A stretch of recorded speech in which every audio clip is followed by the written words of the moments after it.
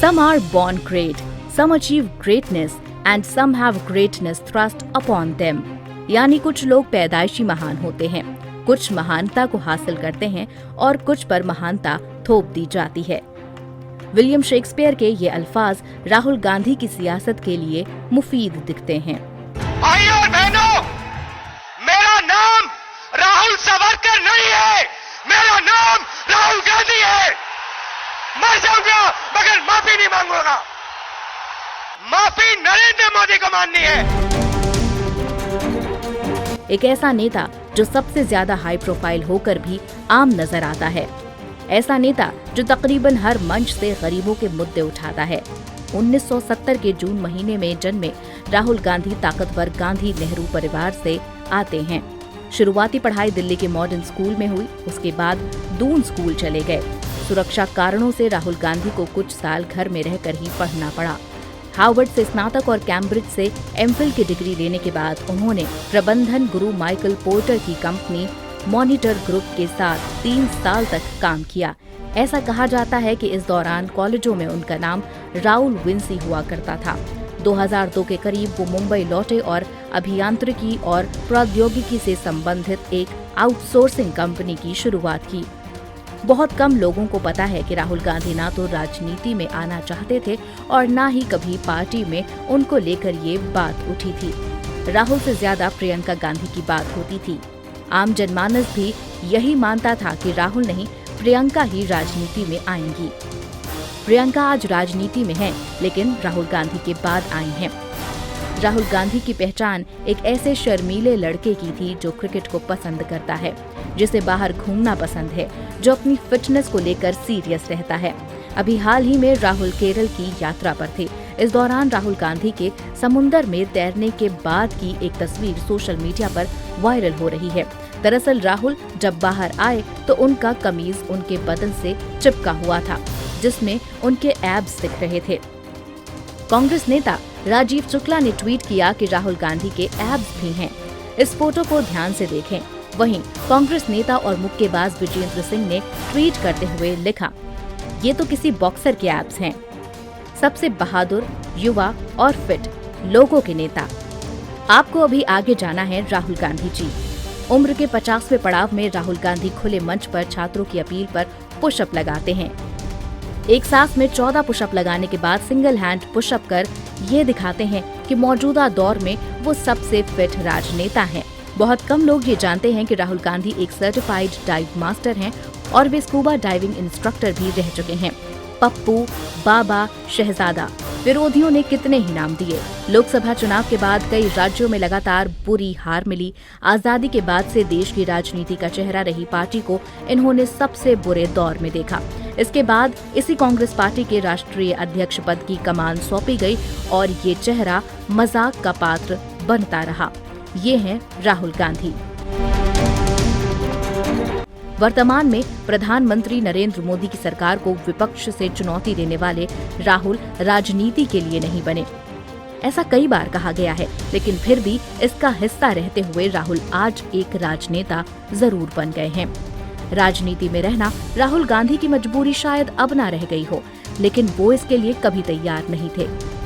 तैयार तो शायद राहुल अपने पिता और देश के पूर्व प्रधानमंत्री राजीव गांधी की मौत के लिए भी नहीं थे, जिसके बाद कांग्रेस ने बड़ा उतार चढ़ाव देखा। राजीव की मौत के बाद जब कांग्रेस टूटने की कगार पर थी, तब उनकी पत्नी सोनिया गांधी ने पार्टी की कमान संभाली। ये बिल्कुल प्रत्याशित नहीं था, लेकिन सोनिया पार्टी को न सिर्फ एकजुट रख सकी, बल्कि सत्ता में भी लेकर आईं।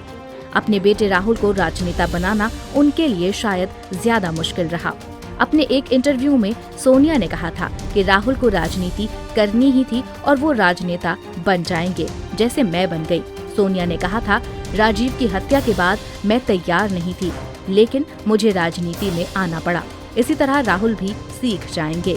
ये समझना जरूरी है कि राहुल भी राजनीति में आने के लिए तैयार नहीं थे।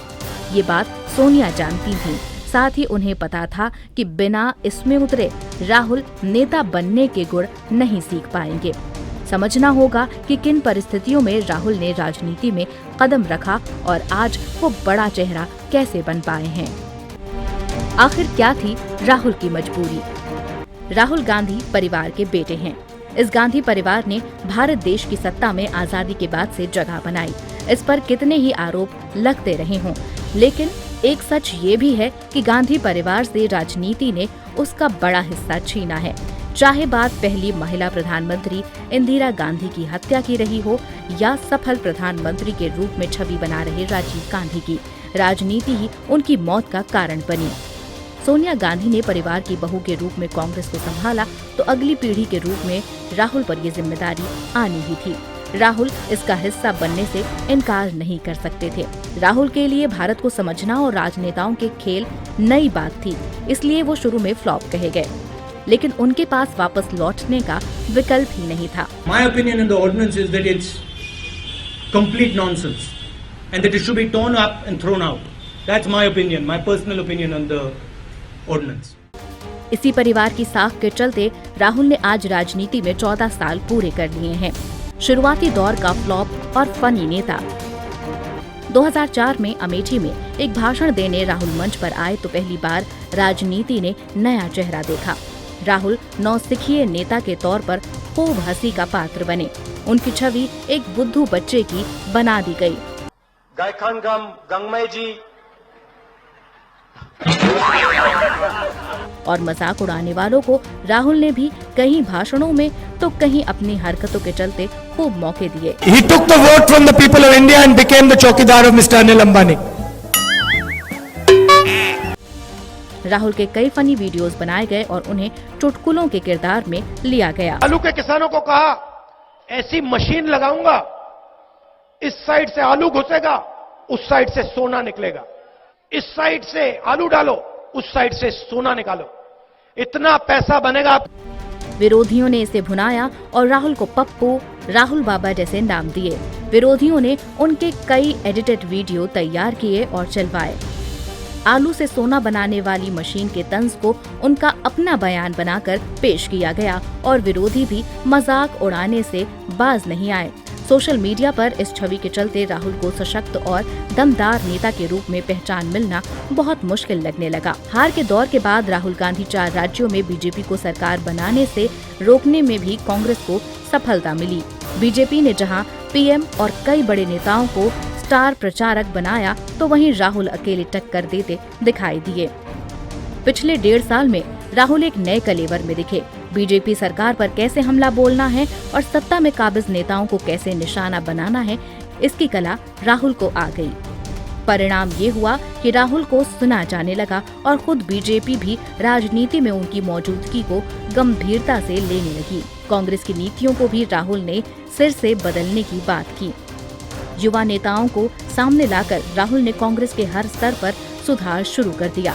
अब राहुल को सुना जाने लगा है। My opinion on the ordinance is that it's complete nonsense and that it should be torn up and thrown out. That's my opinion, my personal opinion on the ordinance. मजाक अब भी बनाने के मौके मिलते हैं, लेकिन राहुल अब काफी कुछ सीख चुके हैं। सीखने और हारने का ये दौर उनके लिए भी आसान नहीं रहा, इसलिए अब भी राहुल सीखने की कोशिश करते हैं। राहुल सीख रहे हैं। लच्छेदार भाषण देकर विरोधियों को कैसे निशाने पर लाना है वो सीख रहे हैं कि मंदिर जाकर वोटर को कैसे लुभाना है। राहुल को पता है कि भारतीय राजनीति में अनुभव और लगातार सीखना ही सफलता की चाबी है। 50 साल के राहुल आज भी सीख रहे हैं और गलती करने के बाद उसे स्वीकार करते हैं। वो हंसकर कहते हैं, हाँ, हम इंसान हैं, हमसे गलती होती है, आपसे नहीं होती होगी। वैसे ये भी सच है कि जिस दिन राहुल गांधी प्रधानमंत्री बन जाएंगे, यही मीडिया उनकी तारीफों के पुल बांधते नजर आएगी।